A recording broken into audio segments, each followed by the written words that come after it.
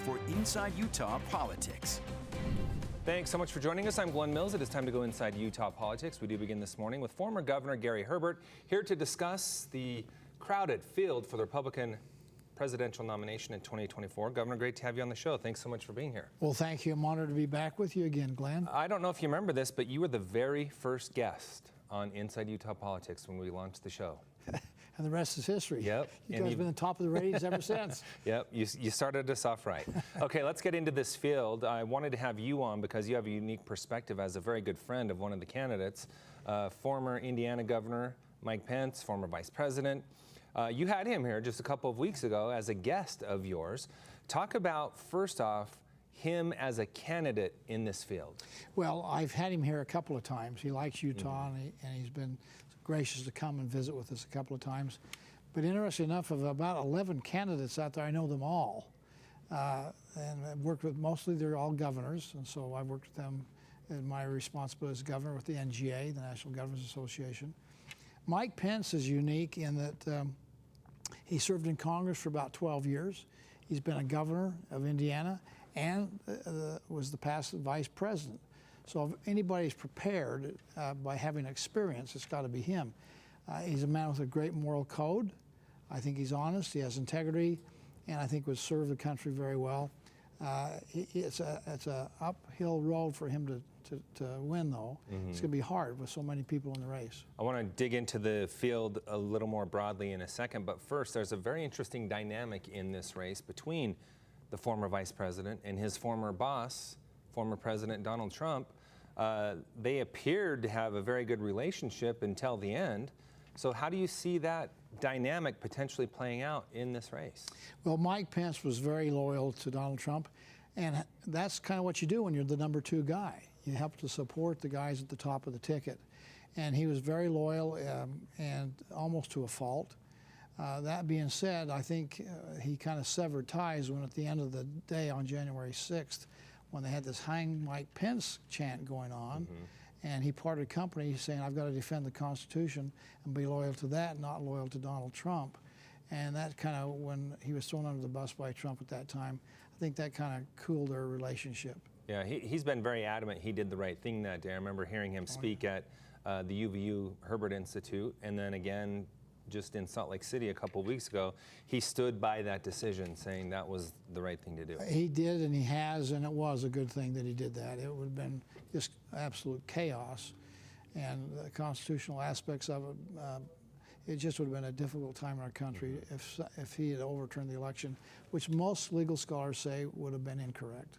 Let's talk about the field. You mentioned the array of governors in the race: DeSantis, former New Jersey Governor Chris Christie, Pence, Nikki Haley, a former governor. There are a lot of governors in this race, and the field is getting wider. Yeah, Doug Burgum just jumped in from North Dakota, who's a very wealthy man and will be able to self-fund. I think that's going to help him get his name ID up.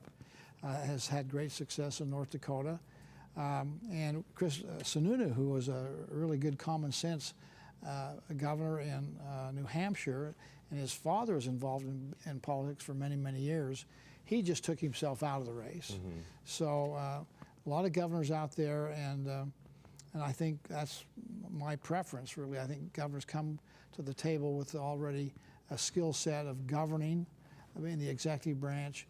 That's why most of our presidents have come from governors, and right now the 10 or 11 running, I think all but a couple of them are from the governor's branch. Yeah. Tim Scott, who I think is a terrific individual and has great potential, is a senator. Yeah, and he's raised quite a bit of money. Okay, so how do we see this playing out? If you take a look at the field, you have to say plurality is going to benefit the former president, in former President Trump. So if all these people stay in the race, how do you see that playing out? Or will there be a time where some of them need to come together, like we saw with the Democratic nomination back in 2020, come together and say, we need to get out and make this a race where the person next to Trump or the most likely to challenge Trump will be the only one in the race? You know, we had this in 2016. We had 16 Republicans running for office, and a number of them tried, and that's why you have elections, see if you can catch fire and get some traction. I remember when my friend Scott Walker, who was the governor of Wisconsin at the time, got out, and I talked to him about doing it because I was surprised. He'd raised a bunch of money and was prepared for Iowa. And he said, more of us have got to get out or else we're going to default to Trump. And so dividing up the anti-Trump vote by so many different parties allows somebody with a 30% group that was constant to actually get the nomination. And so there is some concern about that, but that's why we have elections. People have a chance to try, see if their message resonates. And I expect the field will be winnowed as we go through the process. And if we have 11 now or so, it's got to get down to probably 4 or less to really have a debate on the issues so that we have a consensus candidate, at least from the Republican side of the aisle. You mentioned you see it as an uphill battle for the former vice president. Florida Governor Ron DeSantis right now, if you take a look at the polls, is the closest to the former president. So what type of candidate do you see him, and how could he end up playing out down the stretch? Ron has been here, and again, he spoke at our convention. I've known Ron in passing. Because of COVID, we didn't get a chance to work together much. But I liked what he said when he said Florida is becoming the Utah of the Southeast. And that's high praise for Florida and for Utah, the fact that people want to emulate and become like us. I think Ron, again, is kind of not, he's very similar to Trump, but not as vindictive and not as petty. And I think that's going to serve him well. That's why he's in second place in the polling. But it's going to get, the polling is just early. And the name ID is the biggest thing now, name identification, incumbency. And I think you'll find that Pence will move up in the polls as he gets out in campaign. I think he's probably poised to move into number 3 in the polling. Nikki Haley's probably number 4. And the rest are just kind of all about 1%. And we'll see what happens. We've seen long shots come in before. Bill Clinton was way behind, and he won the nomination. Hillary Clinton was way ahead, and yet Obama got the nomination. So it's early to predict. And I think they all have got to find their niche and their message and see if it can resonate with people. I think we're going to see a very clear message and strategy from the former president because he's been consistent in that through the process. I'd like to get your thoughts on the appetite within the Republican Party for a second Trump term, because we saw people even in the state of Utah who ran his campaign here who are now saying he had his chance, it's time to move on. I think people are wanting to look forward, not backward, and President Trump has been looking a little bit too much backward, and the election was stolen, and people are getting tired of that. I think people also are concerned about demeanor. You expect a certain kind of demeanor from your president, and sometimes Trump broke that mold and did some other things that attracted people, but still it was off-putting.